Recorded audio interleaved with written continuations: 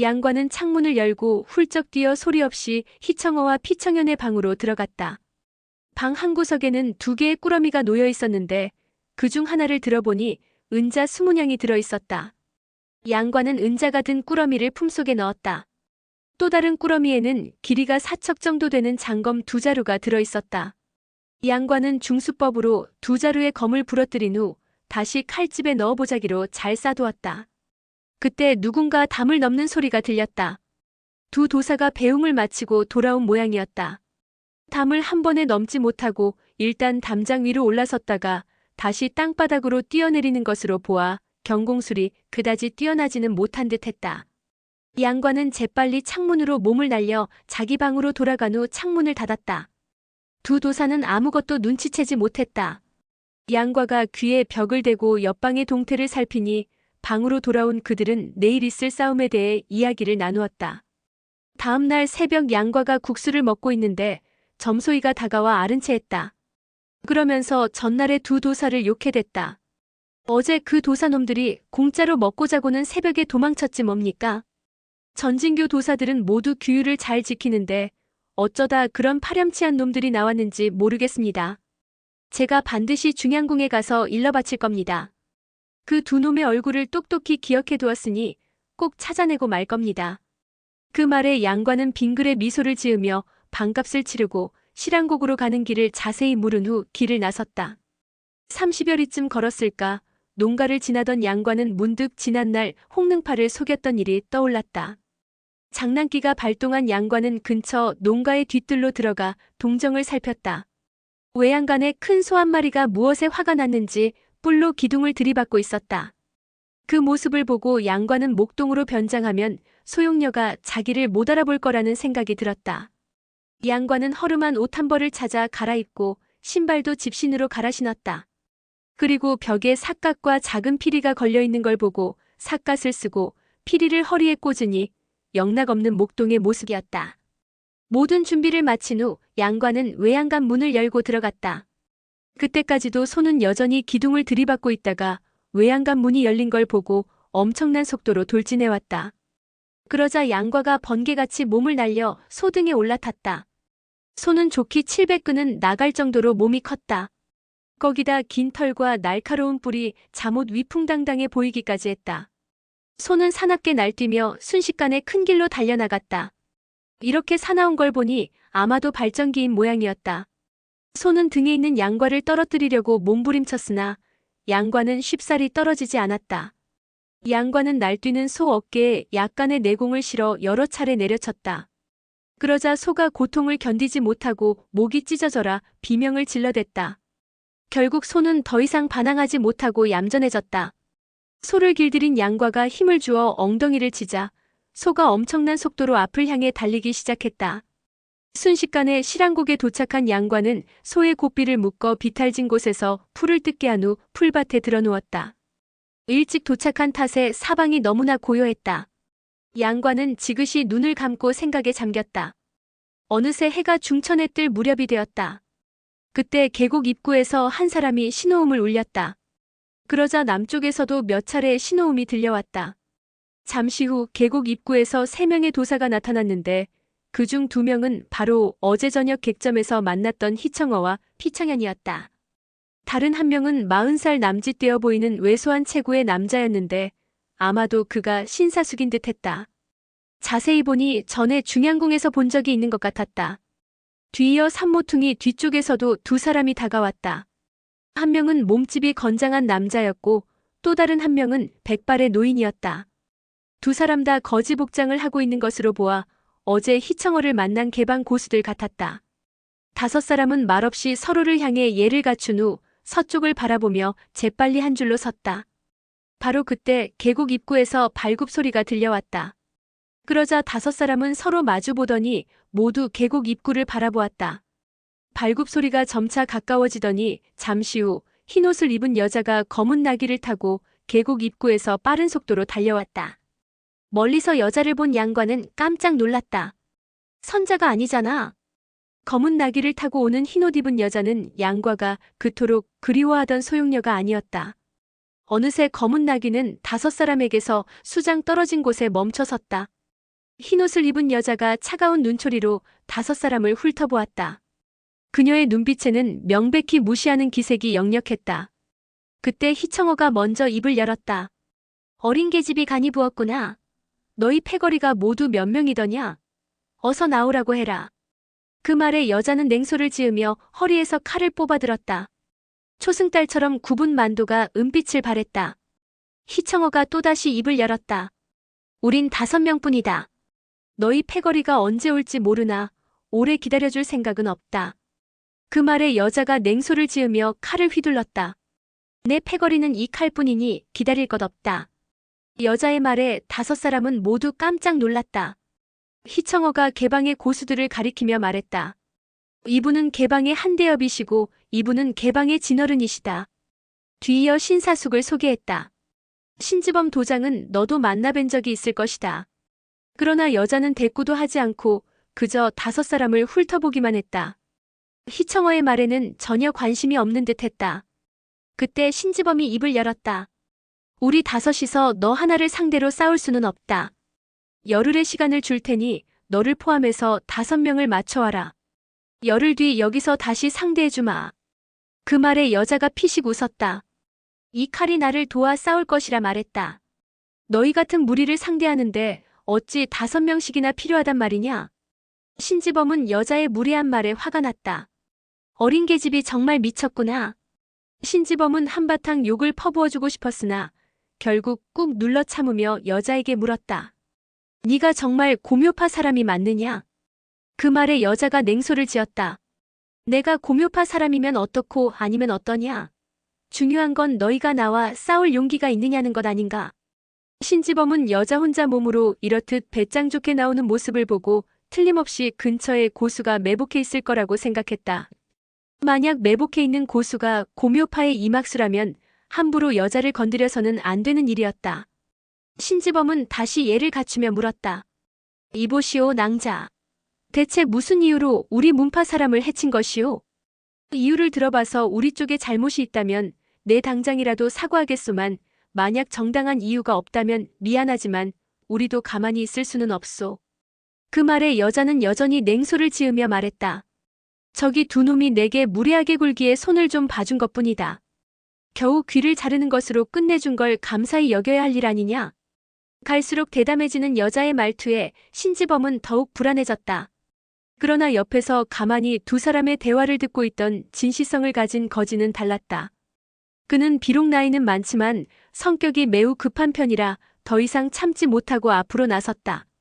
어린 계집이 선배들 앞에서 너무 방자하구나. 나귀에서 내리지도 않은 채 그 무슨 말버릇이냐. 그 말이 떨어지기 무섭게 진시거지가 순식간에 거리를 좁히고 들어가 여자의 오른팔을 잡았다.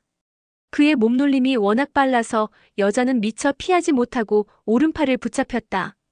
그녀는 칼을 오른손에 쥐고 있었기 때문에 칼을 휘둘러 막을 수도 없었다. 그러나 여자의 무공 역시 만만치는 않았다. 그녀는 오른팔이 잡힘과 동시에 거지에게 왼손가락으로 암기를 날렸다. 진시 거지는 순간 여자의 왼손에서 햇빛에 무언가 번쩍이는 걸 보고 본능적으로 고개를 틀었다. 그 순간 여자는 오른팔을 비틀어 느슨해진 진시 거지의 소나기에서 벗어남과 동시에 횡으로 만도를 휘둘렀다. 이미 한번 고개를 튼 상태에서 다시 만도가 날아들자 거지는 하는 수 없이 뒤로 뛰어 거리를 버렸다. 그 순간 서슬 푸른 칼날이 눈앞을 스쳐 지나갔다. 다행히 그의 몸놀림이 빠르고 민첩했기에 망정이지 그렇지 않았다면 머리통이 반으로 쪼개졌을 것이다. 급히 뒤로 물러난 거지가 단도를 꺼내들고 고함쳤다. 어린 계집이 정녕 죽고 싶은 모양이구나. 그 말과 함께 진씨 거지가 땅을 박차며 여자에게 달려들었다. 그와 동시에 한시성을 가진 거지도 허리에서 연자추를 꺼내 공격에 가담했고 그걸 지켜보던 신지범도 장검을 뽑아들고 합류했다. 그때 희청어와 피청현도 검을 뽑았는데 어찌된 일인지 검이 반토막 나 있는 게 아닌가. 한창 3사람과 싸우던 중 그 모습을 본 여자가 큰 소리로 웃음을 터뜨렸다. 여자는 순간적으로 나귀의 배를 때려 앞으로 달려나갔다. 그러곤 그대로 피청현의 머리를 향해 만도를 횡으로 휘둘렀다. 그러자 놀란 피청현이 급히 고개를 숙였다. 그러나 여자는 예상이라도 했다는 듯이 중간에 손목을 비틀어 허공에서 검의 방향을 바꾸며 피청연의 머리를 사정없이 내리쳤다. 그 순간 옆에 있던 희청어가 피청연의 몸을 발로 차서 여자가 내리치는 만도의 궤적에서 벗어나게 해주었다. 그러나 완전히 만도의 궤적을 벗어나지 못한 피청연은 오른쪽 뺨에 상처를 입고 말았다. 그 바람에 피청연의 오른쪽 뺨에서 피가 흘러내렸다. 피청연과 희청어를 지나친 여자는 다시 나귀의 머리를 틀어 그들을 공격하려 했다. 그러나 그때는 이미 개방의 두 거지와 신지범이 반원 형태로 그녀의 앞을 가로막아 고삐를 당길 수밖에 없었다. 막상 공수를 주고받아 보니 만만치 않다고 생각했던지 여자는 코웃음을 치며 나귀의 머리를 돌려 달리기 시작했다. 그러자 두 거지가 칼과 추를 들고 뒤를 쫓았고 신지범도 전진교 검법으로 검을 휘두르며 그 뒤를 따랐다. 양과가 그의 검법을 자세히 살펴보니 견지병이나 조지경에 비해 한참 떨어지는 솜씨였다. 아마도 지자 학렬 제자 중에 무공 수준이 하위권에 속하는 인물 같았다. 양과는 가만히 그들의 싸움을 구경하며 여자의 용모를 살펴보았다. 갸름한 얼굴에 상당히 아름다운 미녀였다. 나이는 양과보다 한두 살 아래인 듯했다. 흰옷 입은 여자가 양과의 누나라는 말을 점소이가 믿지 못한 것도 무리는 아니었다. 한 가지 확실한 것은 지금 싸우고 있는 여자가 분명 고묘파 사람이라는 것이다. 그렇다는 것은 이막수의 제자라는 말이었기에 양과는 편한 마음으로 팔베개를 하고 누워서 싸움을 구경했다. 여자는 나귀를 타고 세 사람과 공수를 주고받으면서도 전혀 밀리는 기색이 없었다. 한쪽에서 그 모습을 지켜보던 희청어가 피청연에게 말했다.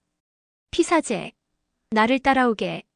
희청어는 피청연을 데리고 바로 옆 숲속으로 들어가더니 가늘고 긴 나무 한 그루를 찾았다.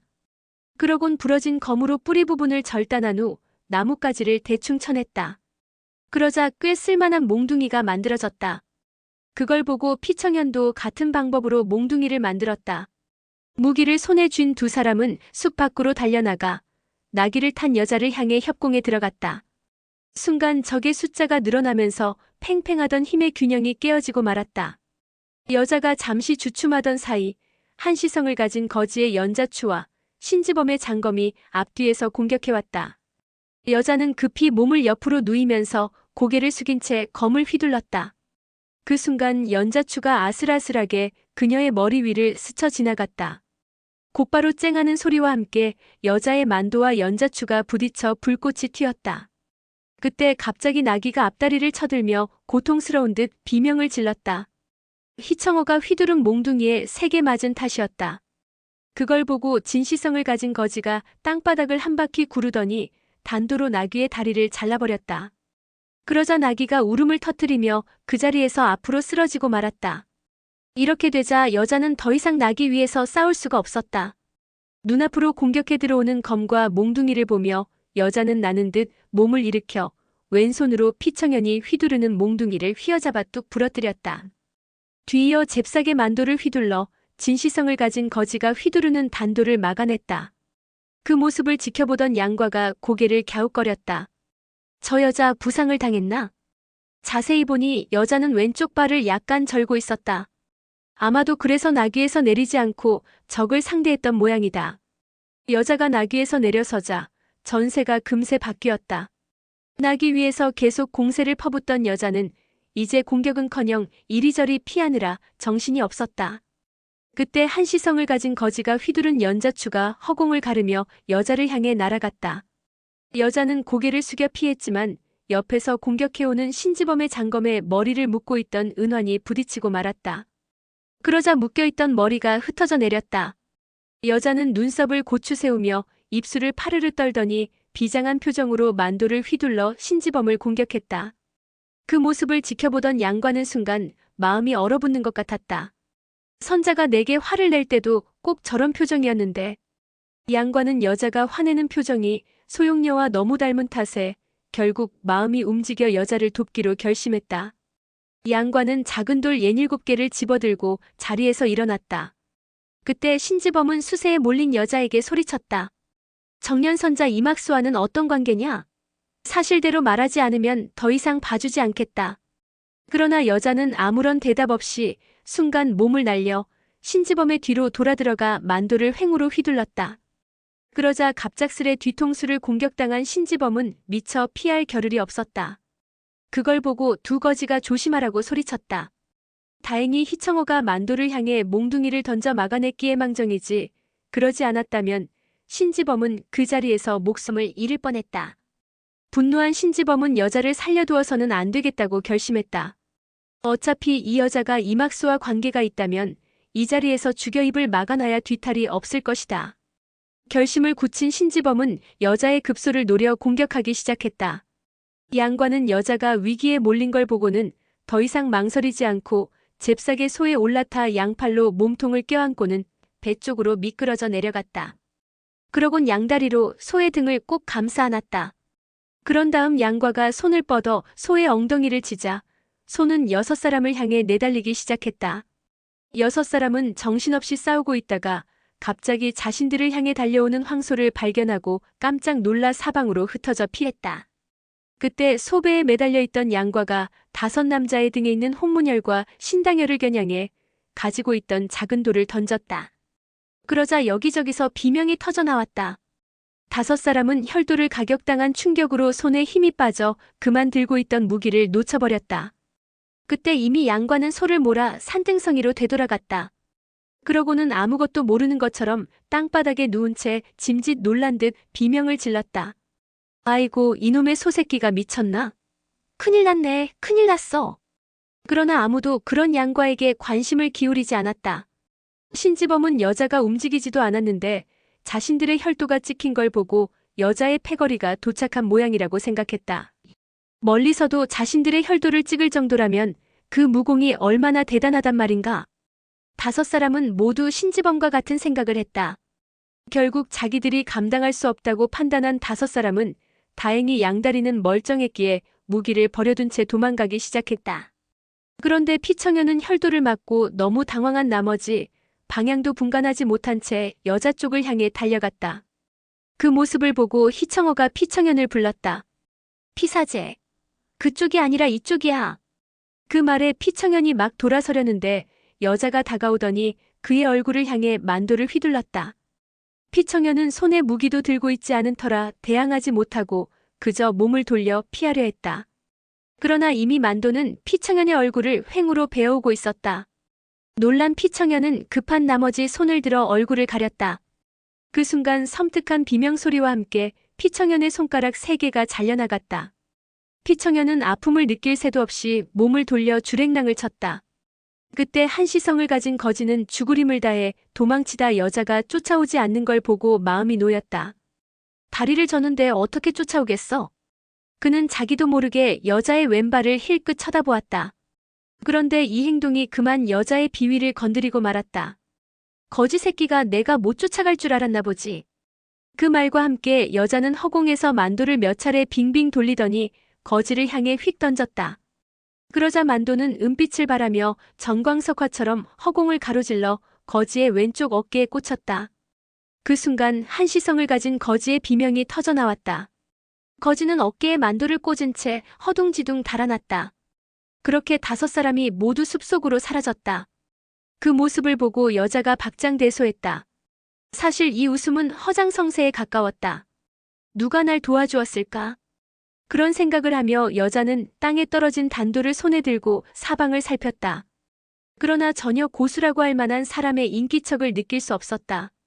여자는 저 멀리 울상을 한 채 땅바닥에 앉아서 투덜대고 있는 양과에게로 발걸음을 옮겼다. 목동아, 왜 울상을 짓고 있는 거니? 그러자 양과가 여자를 쳐다보며 말했다. 저 소가 미쳐 날뛰는 바람에 몸에 상처가 났어요. 돌아가면 주인 아저씨가 날 때려 죽이려 할 거예요. 그 말에 여자가 소의 상태를 자세히 살펴보았지만 별다른 상처는 없는 것 같았다. 그래, 어쨌든 이 소가 날 도와준 셈이니 내가 보상해 줄게. 여자는 품속에서 은자 한 양을 꺼내 양과에게 주었다. 그러나 양과는 좋아하기는커녕 여전히 울상을 지은 채 은자를 받으려 하지 않았다. 왜 그러니? 이거 은자야. 하지만 양과는 고개를 저었다. 이걸로는 부족해요. 여자는 어이가 없는 듯 웃으며 은자 한 양을 더 주었다. 그러나 양과는 일부러 여자를 놀려주려고 또다시 고개를 저었다. 그러자 화가 난 여자가 눈썹을 치켜세웠다. 이런 바보 같은 녀석. 관둬라. 양과는 그녀가 화내는 걸 보자 뜨거운 피가 솟구치는 것 같았다. 그는 소용녀 생각에 금세 눈가가 젖어들었다. 당분간 선자를 찾지 못할지도 모르니 저 여자가 화내는 모습이라도 실컷 봐둬야겠다. 양과는 갑자기 그녀의 오른발을 껴안으며 매달렸다. 가면 안 돼요. 놀란 여자가 뿌리치려 했지만 양과가 워낙 꼭 껴안고 있는지라 좀처럼 떼어낼 수가 없었다. 이거나. 대체 뭐 하는 거야? 양과는 그녀가 화내는 모습을 보는 게 즐겁고 위안이 되었다. 집에 안 돌아갈래요. 날 좀 살려주세요. 양과는 정말 바보처럼 큰 소리로 외쳤다. 그 모습에 여자는 어이가 없어 그만 웃고 말았다. 그러나 곧 칼을 치켜들었다. 손을 놓지 않으면 널 죽일 테다. 그러나 양과는 더욱 힘을 주어 여자의 다리에 매달리며 우는 척했다. 죽일 테면 죽여요. 어차피 집에 돌아가 봐야 아저씨한테 맞아 죽을 거예요. 그 말에 여자가 짜증을 냈다. 그래서 대체 나더러 뭘 어쩌라는 거냐? 그러자 양과가 대꾸했다. 당신을 따라갈래요. 그 말에 여자는 미간을 찌푸리며 잠시 생각에 잠겼다. 이런 바보 같은 녀석이 있나? 이거 귀찮게 되었군. 그러면서 여자가 다시 칼을 치켜들었다. 양과는 설마 내려치겠냐 하는 생각에 아랑곳하지 않고 여자의 다리를 붙잡고 늘어졌다. 그런데 뜻밖에도 여자가 정말 양과의 머리를 향해 칼을 내리치는 것이었다. 여자는 정말 죽일 생각은 아니었지만 뜨거운 맛을 보여주어 떼어내려는 심산이었다. 양과는 칼날이 머리 바로 위까지 내려오자 땅바닥을 굴러 피했다. 사람 살려. 이 여자가 사람 잡네. 그러자 여자는 더욱 화가 나서 양과를 향해 칼을 휘둘렀다. 그런데 어찌된 일인지 땅바닥에 누운 채 양다리를 정신없이 흔들며 소리 지르는 양과를 어찌할 수가 없었다. 오히려 양과가 두 다리를 정신없이 휘젓는 바람에 여자는 양과를 베기는커녕 몇 번이나 그의 발길질에 차일 뻔했다. 여자는 생각할수록 그 꼴이 우스웠다. 안 죽일 테니 그만 일어나. 그 말에 양과는 천천히 몸을 일으키며 크게 숨을 내쉬었다. 귀찮게 굴지 말고 이거 가지고 돌아가. 그거면 너희 주인 아저씨도 뭐라고 하지 않을 거야. 그러면서 은자 두 냥을 땅바닥에 던졌다. 그러곤 뒤돌아 땅을 박차더니 순식간에 멀어져 갔다. 오늘의 영상은 여기까지입니다. 영상이 도움이 되셨다면 구독과 좋아요, 알람 설정 부탁드립니다. 시청해주셔서 감사합니다.